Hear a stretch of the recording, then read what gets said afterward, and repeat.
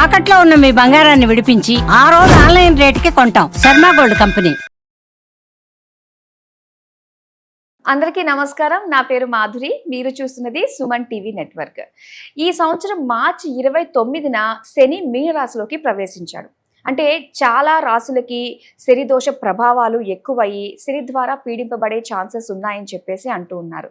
అయితే ఏ ఏ రాశులు శనికి సంబంధించిన పరిహారాలు చేసుకోవాలి, మరి ఆ రాశులు ఏంటి, అలాగే ఈ శని ప్రభావం ఉన్నప్పుడు శని త్రయోదశిలో మనం చేసుకున్నట్లయితే మనకి మంచి ఫలితాలు వస్తాయి అని చెప్పేసి అంటున్నారు.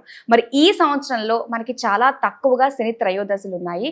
అందులో ఇప్పుడు మనకి రెండోది రాబోతుంది ఈ మే 10వ తారీఖున. అయితే ఏ రాశుల వారు శనికి పరిహారం చేసుకోవాలి, ఏ విధంగా చేసుకోవాలి, ఆ పరిహారాలు ఏంటి అన్న విషయాల గురించి మనకు తెలియజేయడానికి మనతో పాటు ఉన్నారు ప్రముఖ జ్యోతిష్య పండితులు బ్రహ్మశ్రీ నందిబట్ల శ్రీహరి శర్మ గురువు గారు. నమస్కారం గురువు గారు. వాగర్థావివ సంపృక్తౌ వాగర్థ ప్రతిపత్తయే జగతః పితరౌ వందే పార్వతీ పరమేశ్వరౌ ఆదిత్యాయ చ సోమాయ మంగళాయ బుధాయ చ గురుశుక్ర శనిభ్యశ్చ రాహవే కేతవే నమః. శృంగేరి జగద్గురు పీఠాధిపతులకి కంచి పీఠాధిపతులకి నమస్కారములు తెలియజేసుకుంటూ కార్యక్రమాన్ని ప్రారంభిద్దాం. గురుగారు, మరి మార్చి 29న మనకి శని మీనరాశిలోకి ప్రవేశించారు కదండి. సో మరి ఏ రాశుల వారికి శని ప్రభావం ఉండబోతుంది అంటారు? మనకు ఈ మార్చి 29వ తారీఖు నాడు మీరు అన్నట్టుగా శని కుంభరాశిలోంచి మీనరాశిలోకి వెళ్ళాడు. కాబట్టి మకర రాశి వారికి ఏలినాటి శని దోషం పోయింది, వృశ్చిక రాశి వారికి అర్ధాష్టమ శని దోషం పోయింది, కర్కాటక రాశి వారికి అష్టమ శని దోషం పోయింది, వృషభ రాశి వారికి కంటక శని దోషం పోయింది. కాబట్టి ఇక సమస్యలు అనేటువంటివి కొన్ని రాశులకి కొత్తగా ప్రారంభమవుతున్నాయి. అంటే కుంభ మీన మేషరాశి వారికి ఏలిన నాటి శని ప్రభావం, మిథున రాశి వారికి కంటక శని. కంటక శని అంటే చాలామందికి తెలియదు. కాలిలో ముళ్ళు గుచ్చుకున్నప్పుడు వేసే ప్రతి అడుగు ఆ బాధ ఎలా ఉంటుందో ప్రతి ప్రయత్నంలో కూడా ఆ మిథున రాశిలో జన్మించినటువంటి వారికి అటువంటి బాధలు కలుగుతాయి. ఇక కొత్తగా సింహరాశి వారికి అష్టమ శని. ఇక సింహరాశి వారికి శని ప్రభావం అంటే మనం ఎలా ఉంటుందో చెప్పాల్సిన అవసరం లేదు. 2006 నుంచి 2008 మధ్య కాలంలో ఆ సింహరాశి వారు ఎంతటి బాధలు పడ్డారో ఒక్కసారి గుర్తు తెచ్చుకుంటే చాలు. అంటే కరెక్ట్గా ఒక 19 సంవత్సరాల కిందట జీవితాన్ని. ఇక ఈ ధనుస్సు రాశి వారికి అర్ధాష్టమ శని. అంటే ఏంటి? ఈ అన్ని రకాలైనటువంటి శని ప్రభావాలలో అర్ధాష్టమ శని దోషం చాలా ఎక్కువగా పీడిస్తుంది. ఎందుకంటే రాశిని శని 10వ దృష్టితో చూస్తాడు.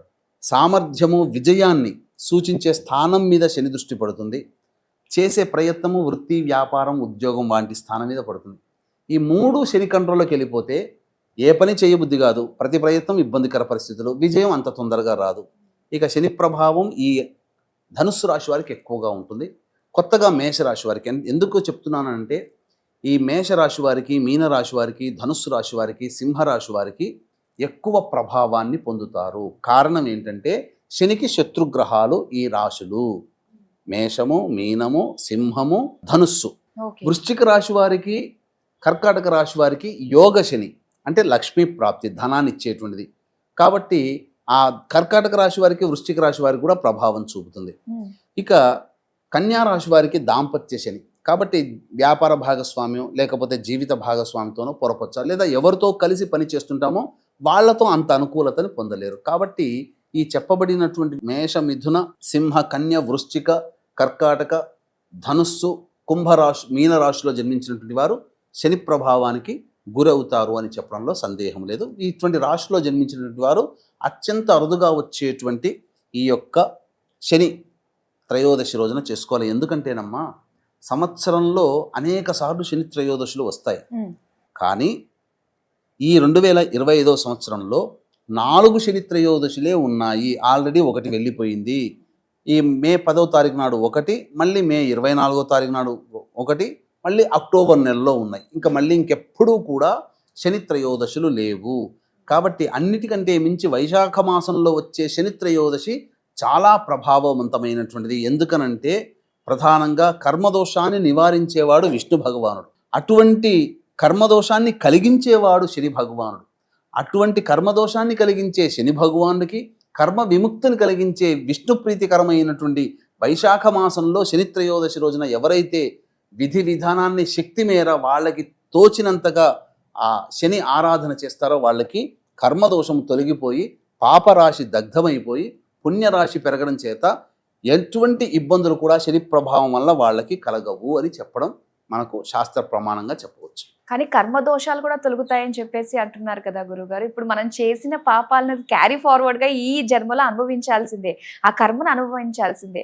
మరి ఇలాంటి శని త్రయోదశిలో మనం చక్కగా చేసుకోవడం వలన దాన్ని అరెస్ట్ చేసేసుకోవచ్చు అంటారా మనము? ఇక్కడ ఏదైనా కానీ ప్రధానంగా చూసుకుంటే కర్మ దోషము మనం ఏదైనా అనుభవించడానికే పుట్టామమ్మా, మంచైనా చెడైనా. కాకపోతే పుణ్య ప్రభావం ఎక్కువగా ఉన్నప్పుడు పాప ప్రభావం తక్కువ అవుతుంది.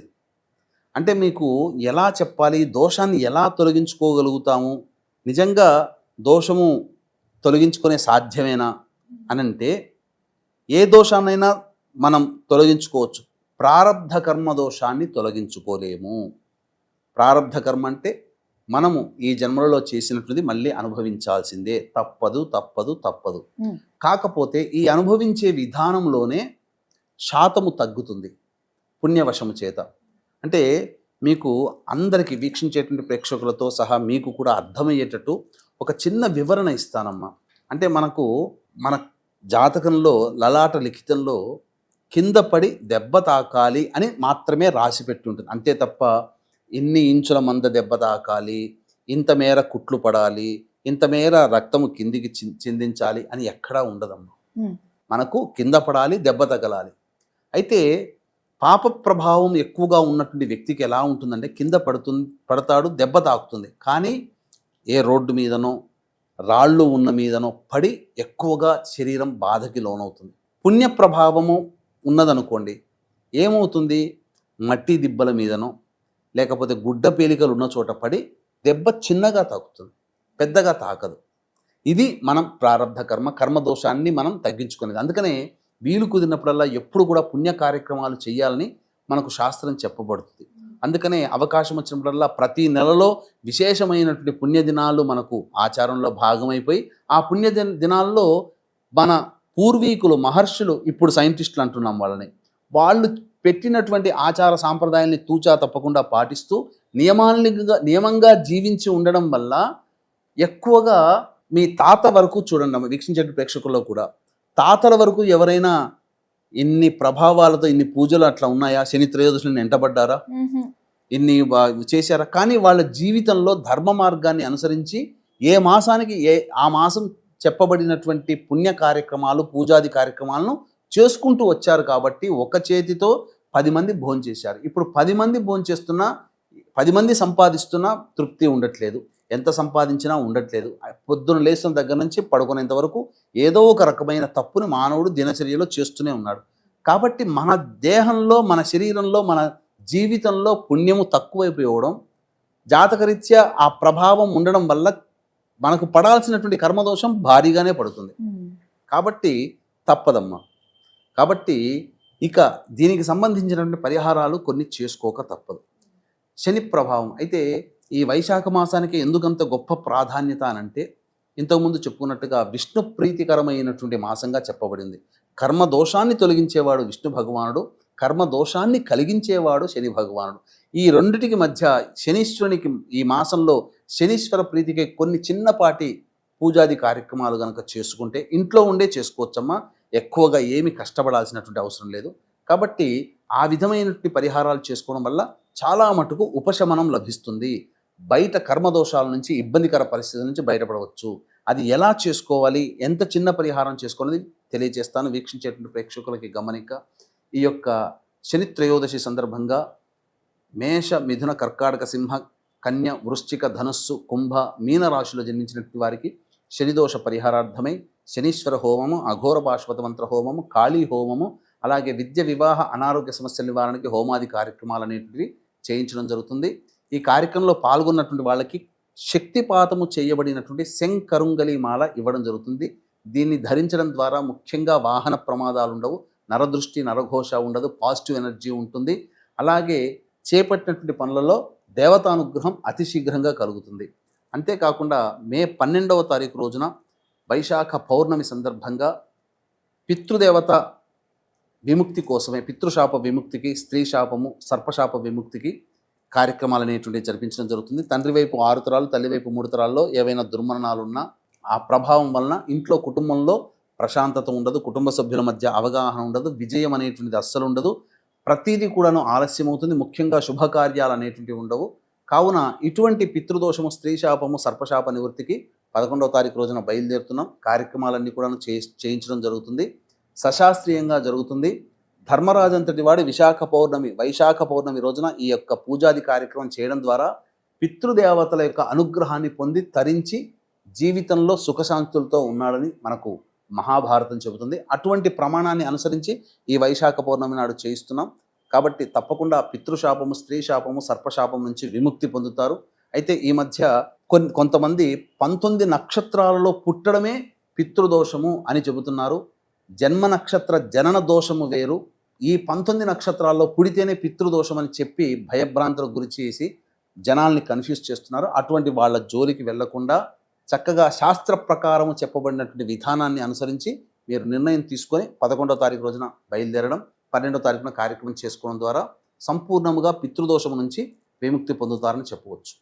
ఇక ఏం చెయ్యాలి ఆ శని త్రయోదశి రోజున అని చెప్పి ఉదయాన్నే లేచి కాలకృత్యాదులు తీర్చుకోవాలి. 5:51 సూర్యోదయం అవుతుంది. కాబట్టి కాలకృత్యాలు తీర్చుకొని 5:30కే శివాలయానికి చేరుకొని శివాలయంలో ఉన్నటువంటి నవగ్రహాల దగ్గర నల్ల నువ్వుల నూనెతో దీపారాధన చేస్తే 5:51 తర్వాత వెంబడే ఈ యొక్క దుర్ముహూర్తం ప్రారంభమవుతుంది. 7:38 వరకు ఉంటుంది. కాబట్టి మనం దుర్ముహూర్తంలో పూజ చేస్తున్నామేమో అనే భయం ఉండదు, అనుమానం ఉండదు. దీపారాధన చేయడంతోనే మనకు ఆ పూజ ప్రారంభమవుతుంది. కాబట్టి 5:30 నుంచి 5:40 లోపల ఈ దీపారాధన చేస్తే సరిపోతుందమ్మా. తదనంతరం నవగ్రహాల చుట్టూ శివాయ నమః అంటూ 27 ప్రదక్షిణలు చేసి నల్ల నువ్వుల నూనెతో శనికి అభిషేకము జరిపించి 8 నల్ల నువ్వుల లడ్డూలు నైవేద్యంగా పెట్టాలి.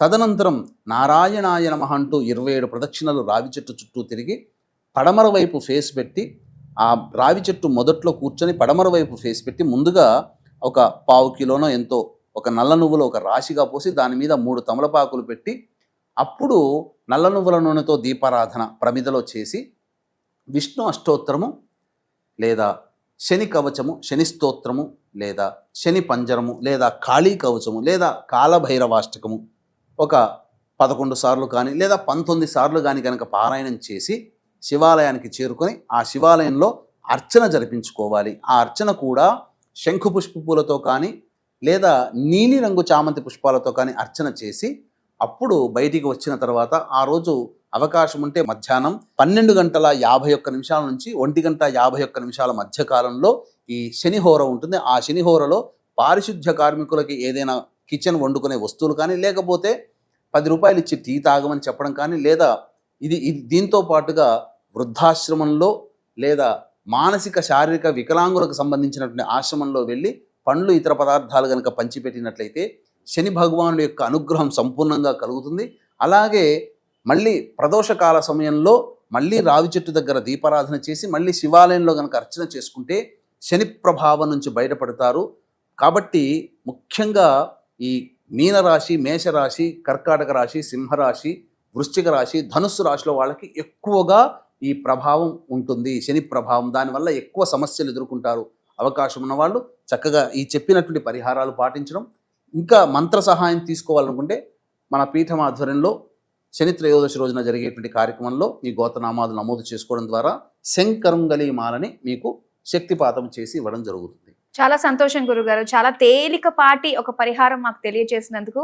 అలాగే దాంతో పాటుగా ఆ రోజు మనం చేసుకోవడం వీలు కాని వాళ్ళు చాలా మంది ఉన్న వాళ్ళు డైరెక్ట్గా మీ యొక్క దానికి విజిట్ అయితే కనుక మీరు చేసిన పూజలో వాళ్ళు పాల్గొంటే ఈ ఎటువంటి నరదృష్టి, దృష్టి దోషాలు అలాగే యాక్సిడెంట్స్ నుంచి తప్పించుకునే విధంగా ఒక చక్కటి శంకరుంగలి మాల కూడా మనకి గురువు గారు ఇస్తున్నారు. కాబట్టి సాధ్యమైనంత వరకు ఈ కార్యక్రమంలో అందరం కూడా పాల్గొన్నాము. అలాగే శని బాధల నుంచి పీడింపబడుతున్న మనకి అన్ని కూడా మంచి జరగాలని చెప్పేసి భగవంతుని ప్రార్థిస్తూ ఇంత చక్కటి పరిహారాలు మనకు తెలియజేసిన గురువు గారికి ధన్యవాదాలు తెలియజేస్తాను. సర్వం శ్రీ ఉమామహేశ్వర పరబ్రహ్మార్పణమస్తు.